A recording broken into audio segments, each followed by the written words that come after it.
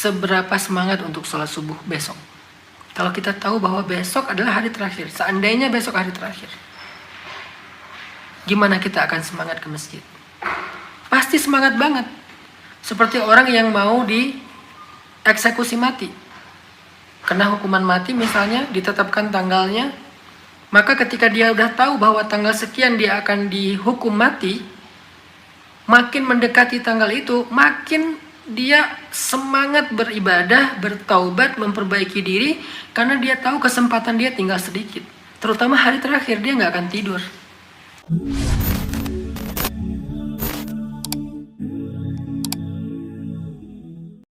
Pada malam ini kita akan belajar tentang spirit, gimana caranya kita memaksimalkan amal solih dan ibadah kita di bulan Ramadan. Apa aja yang harus kita tahu dan apa aja yang harus kita persiapkan, yang harus kita bekali diri kita agar semangat Ramadan kita itu terus terjaga. Kita sudah ada pada pertengahan Ramadan, malam ke-12 Ramadan atau ke-13 Ramadan buat sebagian yang mengambil puasa lebih dulu sehari. Artinya banyak di antara kita yang Ramadan itu spiritnya hanya di awal saja, seminggu pertama, paling lama 10 hari pertama. Yang paling berat dari bulan Ramadan itu justru di 10 hari kedua. Kalau di 10 hari ketiga udah mulai ada lagi vibes Lailatul Qadar.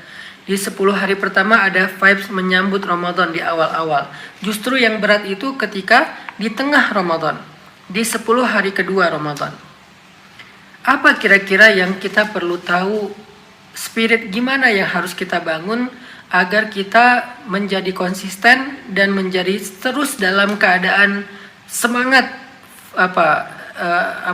energik, bergairah untuk melakukan ibadah sepanjang bulan Ramadan. Allah Subhanahu wa Ta'ala menggolongkan manusia itu menurut amal mereka menjadi 3 golongan. Golongan yang pertama adalah golongan kanan. Betapa beruntungnya golongan kanan ini. Golongan yang kedua adalah golongan kiri. Betapa sengsaranya golongan kiri. Dan golongan yang ketiga adalah sabiqun as-sabiqun. Orang yang lebih dulu. Mereka lah orang-orang yang dekat di sisi Allah Subhanahu wa Ta'ala. Nah, apa yang membedakan golongan kanan dengan golongan sabiqun? Ashabul yamin sama was-sabiqun. Apa yang membedakan mereka? Sehingga kita di bulan Ramadan akan bisa melihat diri kita ini termasuk yang kanan atau yang depan. Na'udzubillah, apakah justru kita yang ashabul shimal, golongan kiri? Na'udzubillah min dzalik. Setelah Allah menjelaskan tentang 3 golongan manusia yang ada di akhirat kelak menurut surat Al-Waqi'ah, kemudian Allah menceritakan tentang keadaan mereka di akhirat. Apa yang dirasakan oleh golongan depan, apa yang dirasakan oleh golongan kanan, apa yang dirasakan oleh golongan kiri kelak di akhirat dalam kehidupan yang kekal. Nah, sekarang kita bahas dulu, apa sih bedanya golongan yang 3 ini dalam konteks Ramadan? Apa bedanya mereka dalam konteks Ramadan? Pertama adalah golongan kiri dulu nih. Kita belajar dari mulai dari kiri, kemudian ke tengah, kemudian yang paling terakhir yang istimewa, yang paling kiri, kanan dan depan. Nah, apa yang menjadi ciri-ciri orang yang masuk golongan kiri dalam konteks bulan Ramadan? Golongan kiri ini di bulan Ramadan adalah golongan yang Nabi mengatakan celaka orang yang datang kepadanya bulan Ramadan tetapi tidak diampuni dosa-dosanya. Celaka orang yang datang kepadanya bulan Ramadan tetapi tidak diampuni dosa-dosanya. Kok bisa tidak diampuni dosa-dosanya? 1, karena dia menghabiskan Ramadan tetap dengan perbuatan dosa. Jadi nggak ada bedanya di luar bulan Ramadan dengan di dalam bulan Ramadan, sama aja. Dia nggak menjadi lebih baik karena Ramadan. Dia menghabiskan siang Ramadan dengan dosa, dia menghabiskan malam Ramadan dengan dosa, dengan kelalaian, sehingga Ramadan berlalu tanpa ada satu kebaikan pun yang dia lakukan secara benar. Malah di bulan Ramadan dia semakin menambah dosa-dosa. Inilah namanya golongan kiri nih. Wa ashabul mash'amah ma ashabul mash'amah. wa ashabus shimali ma ashabus shimal fi samumin wa hamim wa dhillim min yahmum la baridin wala karim, dan seterusnya. Jadi dalam konteks Ramadan, orang yang sengaja berbuka puasa di bulan Ramadan padahal dia nggak punya uzur, dia cuman malas aja berpuasa, ini golongan kiri. Orang yang tetap nggak sholat padahal Ramadan itu vibes-nya lagi pada semangat ke masjid, dia malah nggak sholat. Orang yang bahkan misalnya di bulan Ramadan itu banyak bermaksiat, masih tetap pacaran, masih tetap berduaan, di bulan Ramadan masih minum khamr, di bulan Ramadan masih zalim kepada orang lain, riba, di bulan Ramadan masih mengambil hak orang lain, di bulan Ramadan masih menyakiti anak yatim, masih berbohong, di bulan Ramadan dia masih durhaka sama orang tua, atau di bulan Ramadan dia masih durhaka sama suami, di bulan Ramadan suami masih zalim kepada istri dan anak-anaknya. Inilah orang-orang yang rugi. Orang yang seperti ini Ramadan tidak menjadi apapun untuk dia. Malah Nabi mengatakan celaka orang yang datang kepadanya Ramadan tetapi tidak diampuni dosa-dosanya. Ini nih orang yang seperti ini. Nah sekarang kita jangan terlalu GR bahwa saya nggak termasuk nih golongan kiri. Coba kita periksa dulu. Apakah kita termasuk orang yang di bulan Ramadan masih melakukan dosa-dosa yang selama ini udah menjadi habit? Bagaimana dengan dosa lisan kita? Apakah di bulan Ramadan kita masih suka mencela? Bagi yang suka mencela, di jalan gak sabaran akhirnya keluar kata-kata mencela, kata-kata menghina, mengutuk.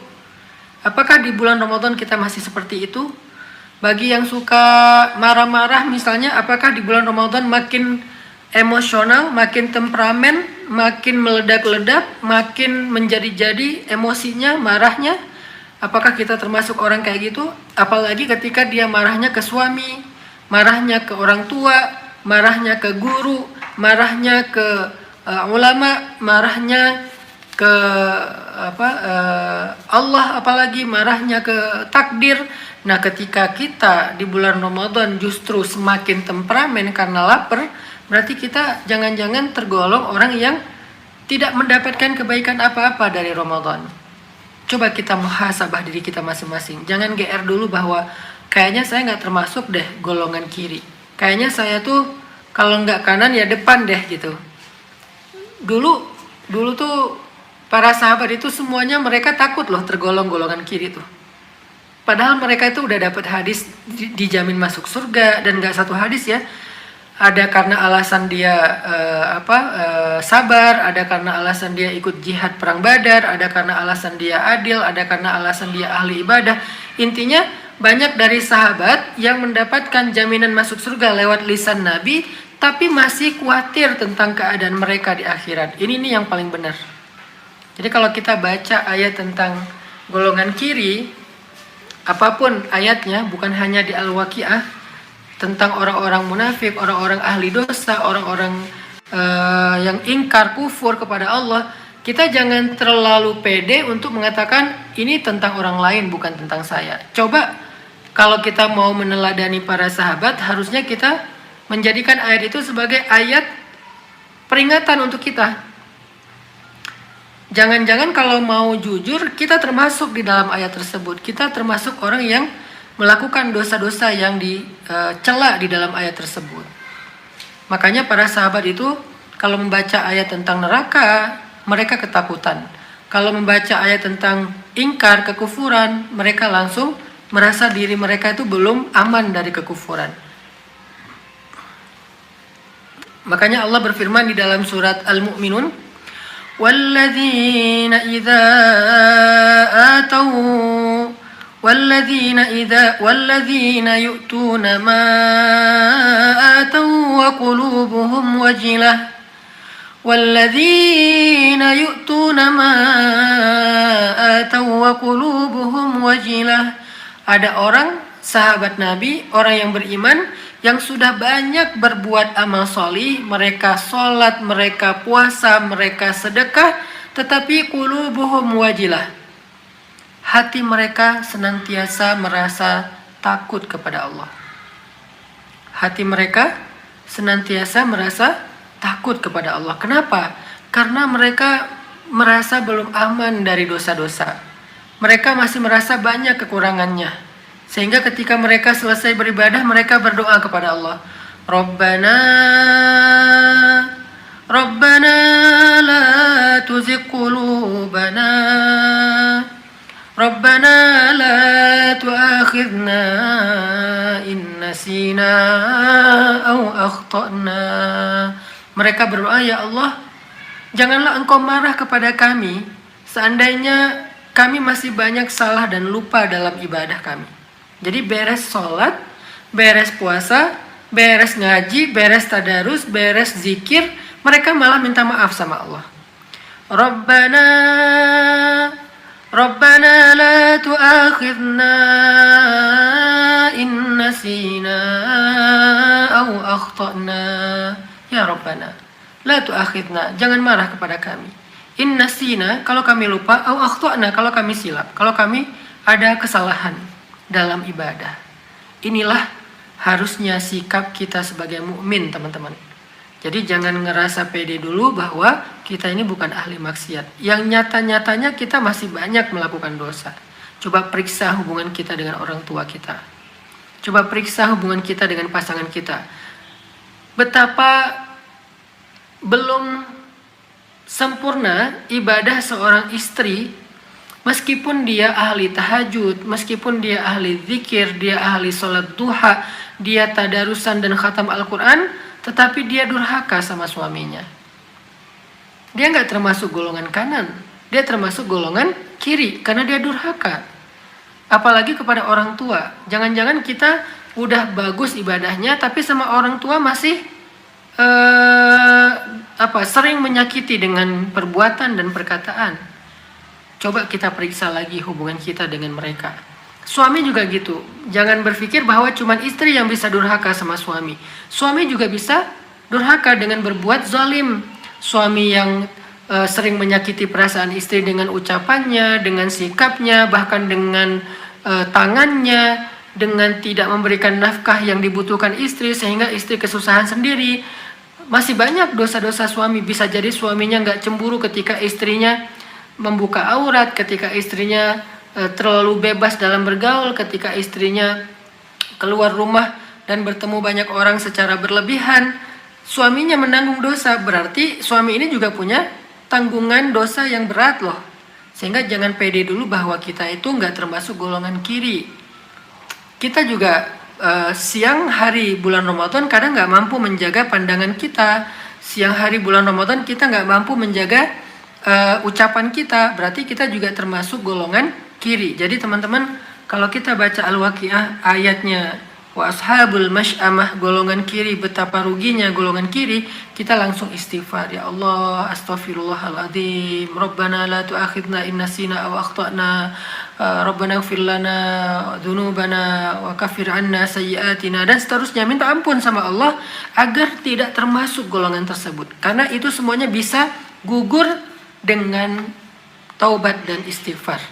Seperti yang tadi kita baca di dalam surat Al-Furqan. Ketika Allah menyebutkan tentang dosa-dosa di ayat 68 dan ayat 69, kemudian Allah memberikan jalan keluarnya dari dosa itu di ayat 70. Apa jalan keluar dari dosa, kata Allah? Illa man taba wa amana wa amila amalan salihah. Kecuali orang yang bertobat, orang yang beriman, orang yang beramal solih. Faulaika yubaddilullahu sayyiatihim hasanat. Mereka itulah orang yang Allah ganti kesalahan mereka dengan kebaikan. Yang Allah ganti keburukan mereka dengan kebaikan. Ya Allah ganti dosa mereka dengan pahala, diganti. Kok bisa diganti? Karena mereka bertaubat. Wa kana Allahu ghafurur rahima. Karena Allah itu Maha Pengampun lagi Maha Penyayang. Jadi pas kita membaca ayat tentang golongan kiri ini, teman-teman, tugas kita adalah beristighfar. Tugas kita adalah meminta ampun kepada Allah. Dan di bulan Ramadan kita harus belajar merasakan dan menghayati bahwa diri kita ini pendosa. Itulah energi pertama kalau kita mau kuat amal solehnya di bulan Ramadan. Kita jadi agak males-malesan beramal soleh itu teman-teman ketika kita merasa diri kita suci. Ketika kita merasa diri kita nggak punya dosa besar. Orang kalau misalnya ngerasa baik-baik aja biasanya nggak ada spirit. Tapi kalau ngerasa nggak baik-baik aja, ada masalah, biasanya jadi sungguh-sungguh. Sama kita dengan pasangan ya. Ketika kita lagi baik-baik aja, kita biasanya nggak caper-caper banget, biasa aja. Tapi ketika kita ngerasa ada salah sama suami atau sama istri, kita jadi caper kan. Kita kasih hadiah, kita ajak makan di luar, kita traktir, kita puji dia, kita hargai dia, kita perhatikan dia, kita bantu dia. Kenapa kita caper banget sama dia hari itu? Karena kita ngerasa lagi punya salah banyak sama dia. Jadi kita kayak pengen nebus kesalahan kita. Itu energi tuh. Jadi kalau ditanya dalam live kedua ini, apa Ustadz cara ataupun spirit agar kita bisa mantap nih beribadah? Yang pertama adalah jadilah orang yang merasa pendosa. Jangan merasa suci. Jadilah orang yang merasa dirinya pendosa.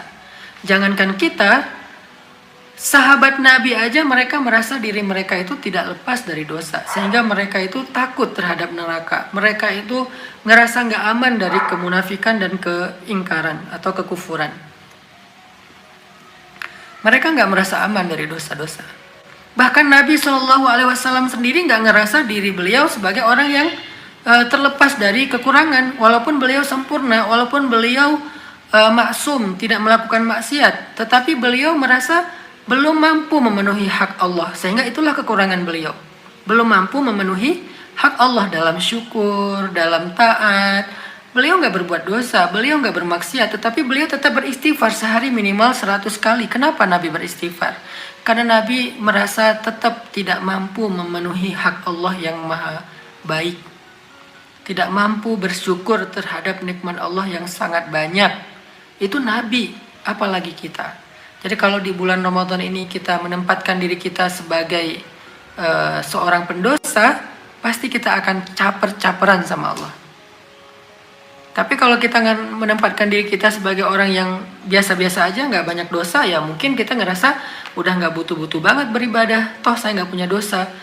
Kalau kita mau belajar dari para sahabat, harusnya kita tahu bahwa sahabat aja nggak merasa aman dari sifat pendosa, nggak ngerasa aman dari kekufuran, apalagi kita yang jelas-jelas banyak dosa.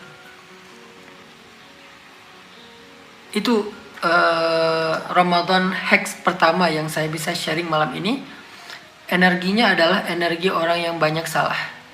Kita kalau lagi banyak salah sama teman, biasanya kita caper sama dia. Biasanya kita baik-baikan ke dia. Apa kesalahan kita? Misalnya belum bisa bayar utang. Ya, kita janji minggu ini mau bayar utang, ternyata belum. Akhirnya kita baik-baikan sama dia, nyapa dia, minta maaf sama dia, sering chat sama dia. Kalau chat sama dia tuh nggak delay. Kenapa? Karena kita ngerasa banyak salah sama dia. Sama keluarga juga kayak gitu, sama pasangan juga kayak gitu, bahkan sama anak sekalipun kayak gitu. Kalau kita ngerasa punya salah, biasanya kita akan lebih semangat untuk mencari perhatian orang tersebut, menyenangkan hati orang tersebut, melakukan kebaikan yang dia sukai. Itu kalau kita ngerasa bersalah. Tapi kalau kita ngerasa normal-normal aja, ya nggak ada energi. Gitu harusnya kita ke Allah.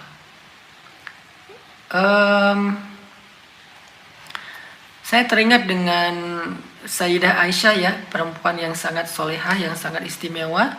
Ketika Sayyidah Aisyah membaca ayat ya, salah satunya kalau nggak salah di surat Al-Qamar apa di Al-Hasyr gitu ya, ayat tentang dosa-dosa. Ketika Sayyidah Aisyah membaca ayat tentang dosa-dosa, famanallahu alaina wa waqana adzabas samum. Saya cari ayatnya ya. Nah ini, coba teman-teman cek, ada di surat At-Tur ayat 27. Famanallahu alaina wa waqana 'adzabas samum. Surat At-Tur itu surat 52 ayat 27. Ini surat yang pernah dibaca oleh Sayyidah Aisyah. Famanallahu alaina wa waqana 'adzabas samum. Inna kunna min qablu nad'uuh innahu huwal barrur rahim. Diulang lagi. Famanallahu alaina wa waqana 'adzabas samum.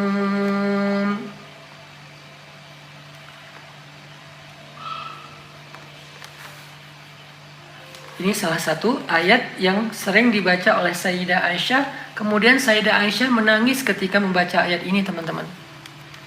Famanallahu alaina wa waqana 'adzabas samum. Lalu Allah memberi kami kebaikan dengan hidayah, dengan Islam, dan Allah menjaga memelihara kami dari azab api neraka yang panas. Dibaca oleh Sayyidah Aisyah sendiri. Ulang lagi. Famanallahu alaina wa waqana 'adzabas samum. Nangis lagi. Kenapa Sayyidah Aisyah yang dijamin masuk surga tetapi membaca ayat tentang azab neraka ini menangis?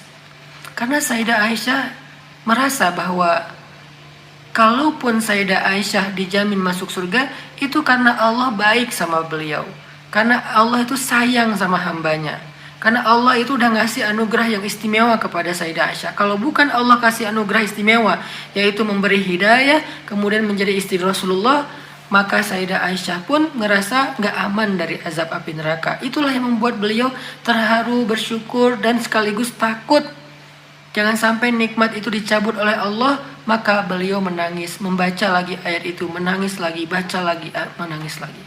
Itu harusnya sikap seorang mukmin, punya spirit merasa bersalah, punya spirit merasa banyak dosa, punya spirit merasa kotor. Coba teman-teman perhatikan ya. Karena saya banyak nemenin teman-teman yang hijrah. Kadang-kadang saya merasa cemburu dan malu gitu dengan teman-teman yang baru hijrah. Di antara mereka ada yang dulunya tukang maksiat, lalu hijrah. Tubuhnya penuh dengan tato, dulu narkoba, minum, zina, bahkan di antara mereka ada yang pernah membunuh dan seterusnya. Ketika mereka sudah hijrah dan bertaubat, itu energi ibadah mereka tuh luar biasa. Ketika mereka sholat, mereka nangis, doa mereka nangis, baca Al-Quran dari mulai nol mereka belajar sampai bisa. Kemudian mereka rajin puasa Senin Kamis, segala macam kebaikan dilakukan. Kenapa? Dari mana energi mereka? Kok saya ngerasa kok nggak bisa sekeren mereka gitu, nggak sesemangat mereka. Ternyata energinya adalah mereka merasa bersalah. Energinya adalah mereka merasa bersalah kepada Allah. Mereka ngerasa banyak dosa banget sehingga pengen menebus kesalahan itu dengan kebaikan. Itu juga yang dilakukan oleh Umar bin Khattab. Kenapa Umar itu semangat banget dalam dakwah, semangat banget dalam membela Nabi, semangat banget dalam menyebarkan Islam? Kenapa Umar itu luar biasa semangatnya? Apa kata-kata Umar? Dulu aku menghabiskan usiaku dengan memusuhi Nabi. Dulu aku menghabiskan usiaku dengan memusuhi kaum muslimin, menyiksa mereka, memerangi mereka, menghina mereka, mengusir mereka, menyakiti mereka. Maka sekarang setelah Islam, aku akan menebus kesalahan-kesalahanku di masa lalu dengan membela Islam, dengan membela Rasulullah, dengan membela orang-orang muslim yang terzalimi, yang lemah. Sekarang aku akan membayar hutang-hutang dosaku di masa lalu, kata Umar bin Khattab. Itu energinya. Nah, kalau kita ngerasa bahwa kita bukan seorang pendosa, kita nggak punya energi besar untuk beribadah. Makanya ingat dosa-dosa kita yang banyak tuh.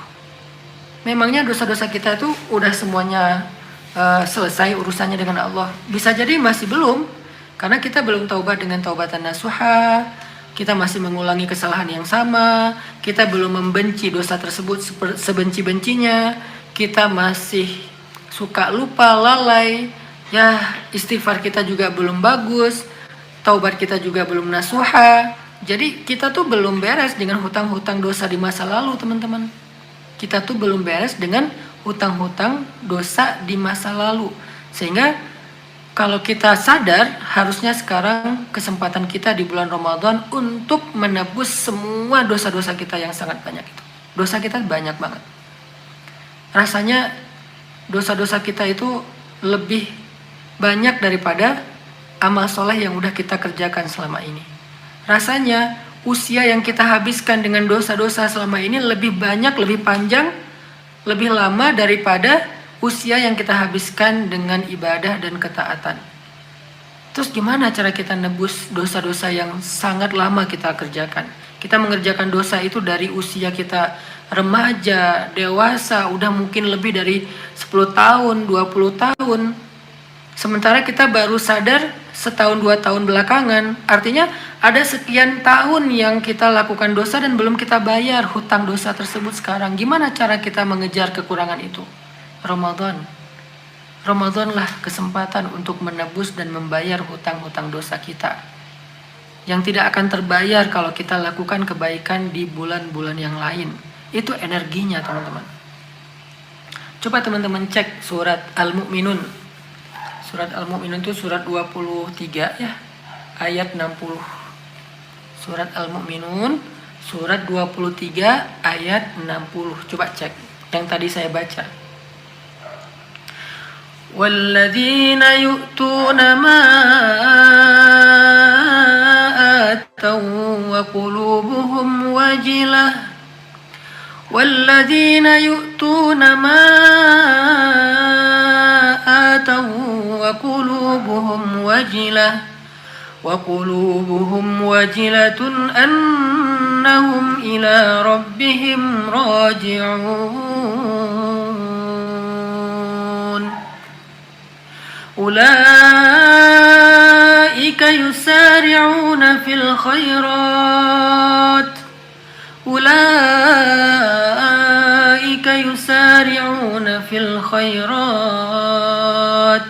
وهم لها سابقون.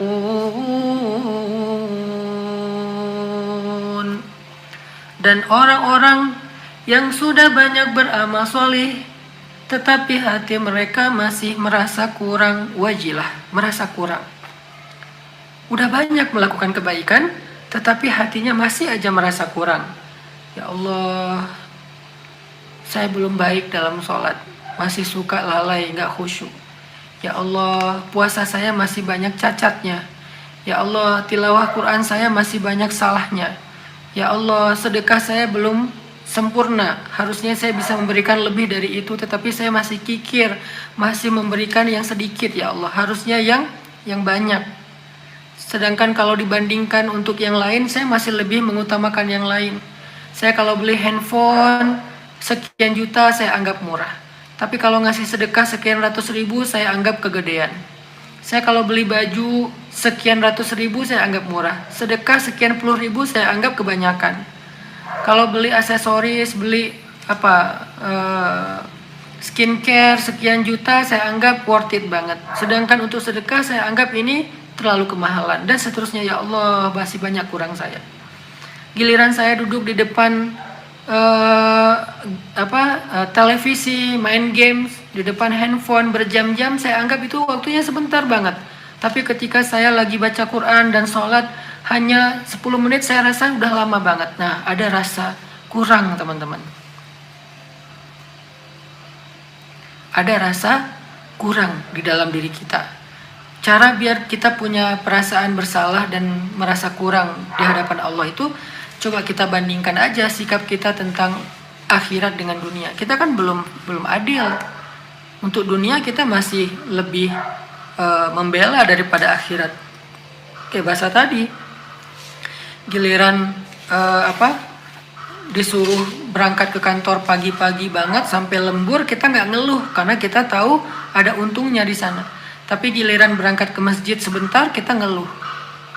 Giliran disuruh keluarkan harta untuk sedekah yang nanti Allah pasti ganti lebih banyak dari itu, kita anggap kebanyakan. Giliran untuk beli yang kita sukai, barang-barang aksesoris, kita anggap itu terlalu murah. Begitu Allah nyuruh kita sedekah dengan angka yang lebih kecil dari itu, kita anggap itu kebanyakan. Padahal Allah gantinya 700 kali lipat. Kita rasain kalau kita tuh belum sempurna. Walladzina yu'tuna ma ataw wa qulubuhum wajilah. Surat Al-Mu'minun ayat 60. Walladzina yu'tuna ma ataw wa qulubuhum wajilah wa qulubuhum wajilatun annahum ila rabbihim raji'un.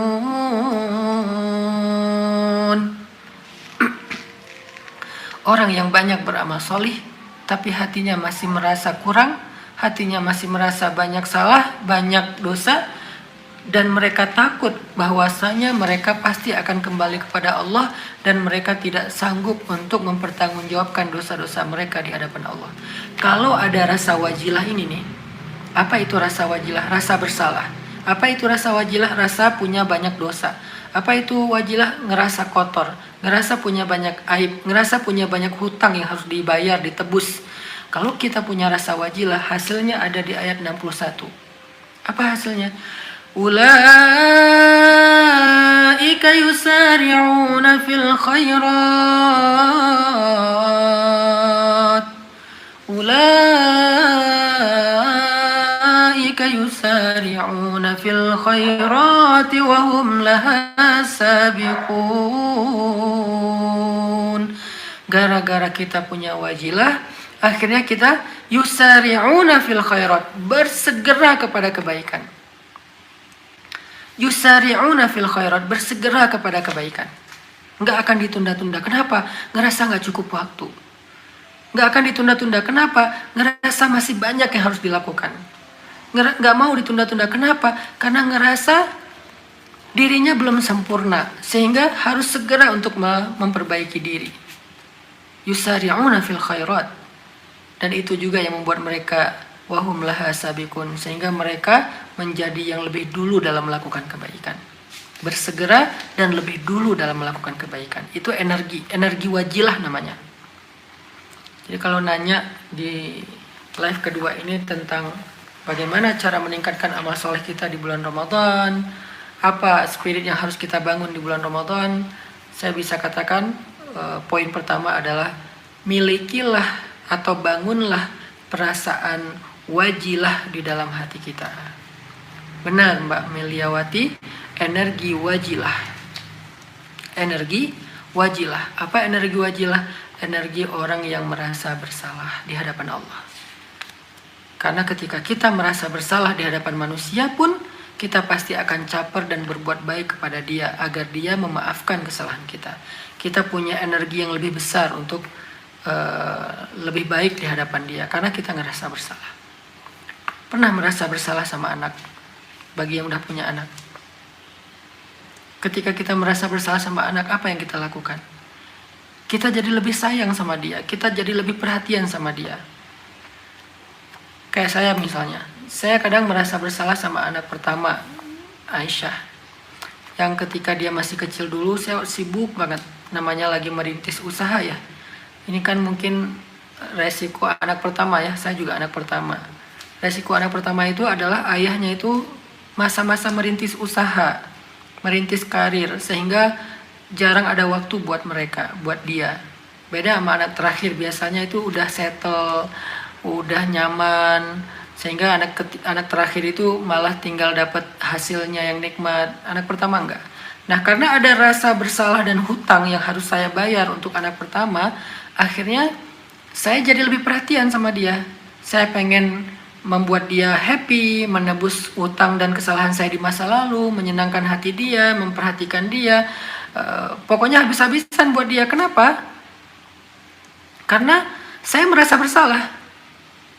Tapi kalau saya nggak merasa bersalah, saya nggak akan kayak gitu-gitu banget. Nah ini nih, ini harus muncul wajilah, energi wajilah ini di dalam hati kita kepada Allah. Kita ngerasa bersalah. Allah udah baik banget sama kita. Tapi selama ini kita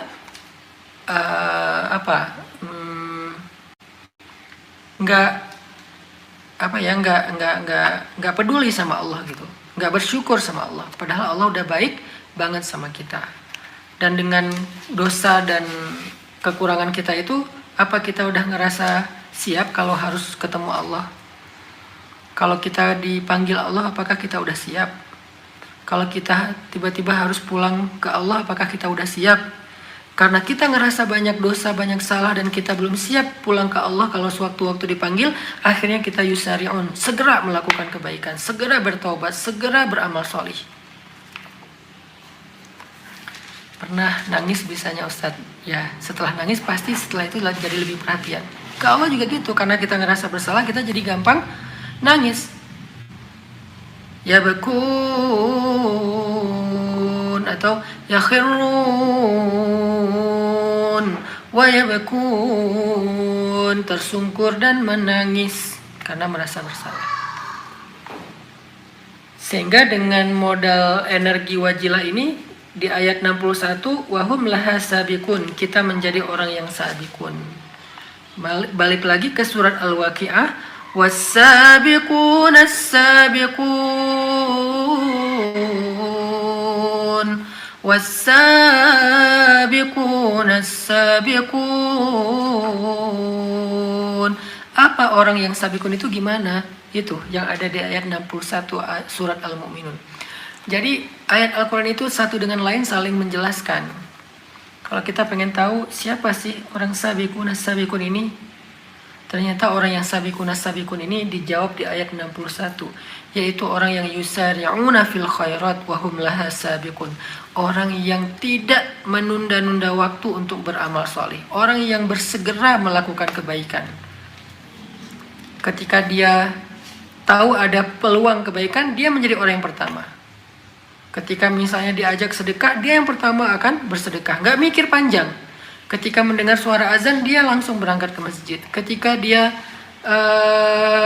waktunya sholat, dia sholat. Waktunya membaca Al-Quran, dia semangat membaca Al-Quran. Ketika ada waktu luang, dia langsung buka mushaf baca Al-Quran. Ini orang yang yusari'un, orang yang bersegera kepada kebaikan. Wahum laha sabiqun, sehingga nanti di akhirat mereka juga yang akan lebih duluan mendapatkan kebaikan atau pahala dari amal kebaikan mereka. Sehingga teman-teman, energi wajilah inilah yang menjadikan kita bukan hanya terhindar dari golongan kiri, tetapi juga bisa mendorong kita tiba-tiba menjadi golongan depan. Was-sabiqun as-sabiqun. Energinya apa? Energi wa qulubuhum wajilah,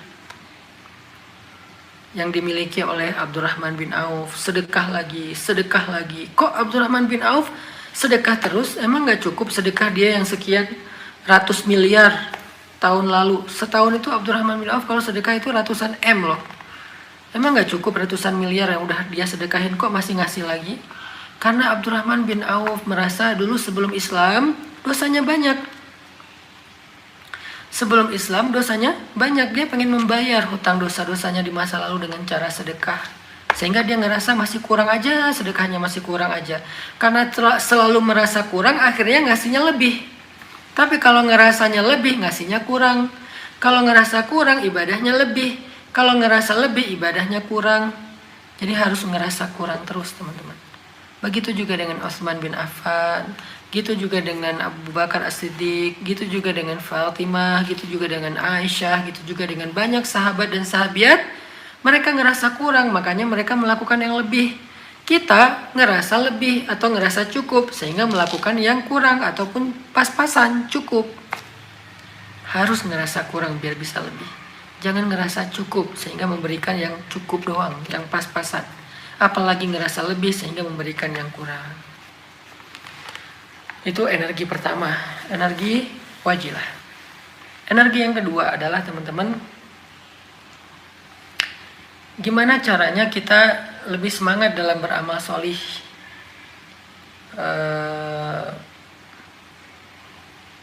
Sehingga kita bisa menjadi orang yang istiqomah, dawam dalam kebaikan. Ada sebuah hadis ya, kalau misalnya kita mau sholat, Nabi bilang, Sallu sholatal muwaddi'. Sholatlah kalian seolah-olah ini adalah sholat yang terakhir. Sholatlah kalian seolah-olah ini adalah sholat yang terakhir. Ini penting teman-teman. Sholatlah kalian seolah-olah ini adalah sholat yang terakhir. Apa maksud dari hadis ini? Maksudnya, coba kita bayangin ketika kita sedang sholat.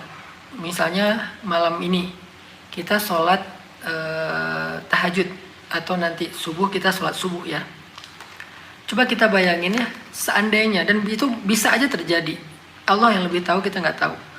Seandainya subuh besok adalah hari terakhir kita hidup di dunia.